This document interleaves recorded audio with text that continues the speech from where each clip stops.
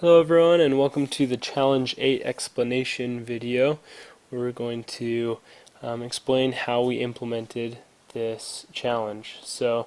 Um, in this challenge we have this code currently where we can move this bucket around and we need to catch these squares on top, but the code is not working in that it's not catching anything. Okay.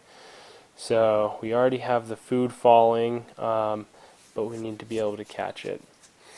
Alright, so let's start with catching the food, and then we're going to work on adding the score right here at the bottom in a little bit. Okay?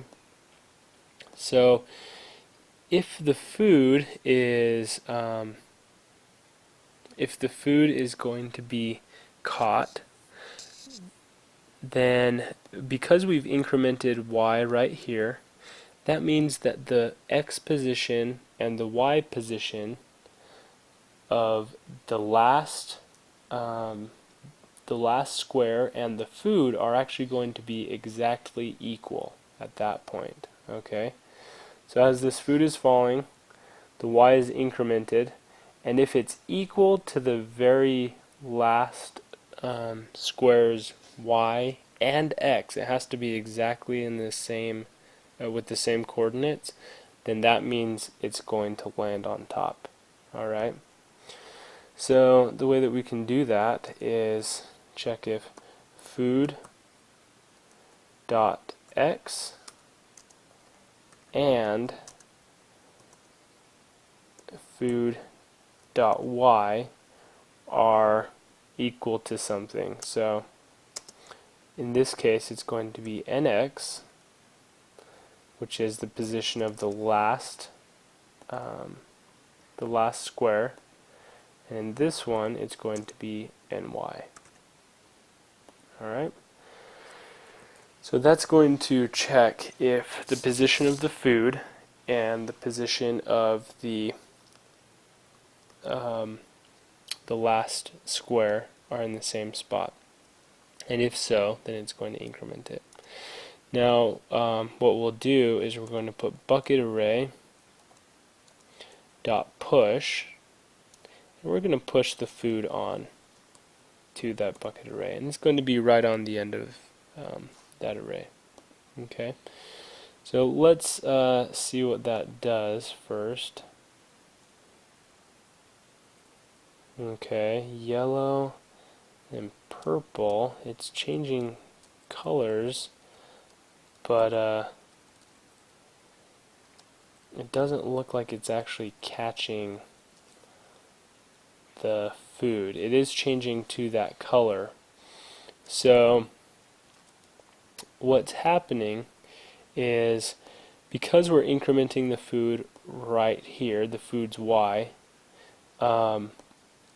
what's happening is we're pushing it on, and it's pushing it on right on top of it. Because if they're exactly equal, then they're literally at the exact same spot. Alright? So what we want to do is we want to decrease the food's y before we push it on.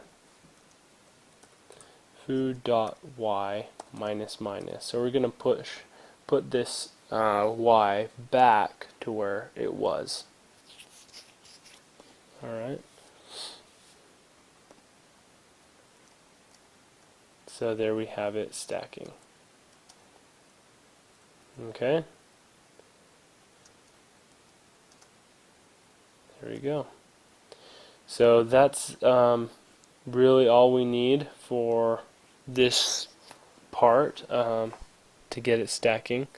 Now the implementation of the colors being the same and disappearing, that's a little bit more involved, so it's already included in the code. All you have to do is get it to stack, and then it'll start changing color and disappear when there's 3 in a row. Okay. It also increments the score. So right here, it'll check if there are 3 in a row. This is what that thing does, and then it increments the score right there. Okay, so right here in our paint score function, this is where we're going to paint the score right here in this corner like we have right there. Alright, so let's create a variable called score text, and we're going to set it equal to score colon space. We're going to concatenate, which is the adding of strings together, with score. Okay, so score colon space plus the actual score. So that's our score text. Now we're going to change our fill style, and let's change it to black. Now the reason we'll want to do this is because up here the fill style has been changing to white, and over here it changes to the color of the cell. So it's always changing the fill style. It's like in Paint where you change the color of your pen. That's what this is doing. So we're going to select black as our fill style, and then we're going to use this command right here, ctx.fillText. It's similar to the idea of fill rect, but it's just text, text form. Okay, and let's print out our score text. That's the text that we're going to print out. And then this is the x coordinate, and this is the y coordinate. Alright, so for the x coordinate, we can do 5 pixels over, and for the y coordinate, since we want it in the bottom corner, so this is 5 pixels over, so we want it in the bottom corner, and again, this will give us the top left position of the text. Let's just go height, or H is the height.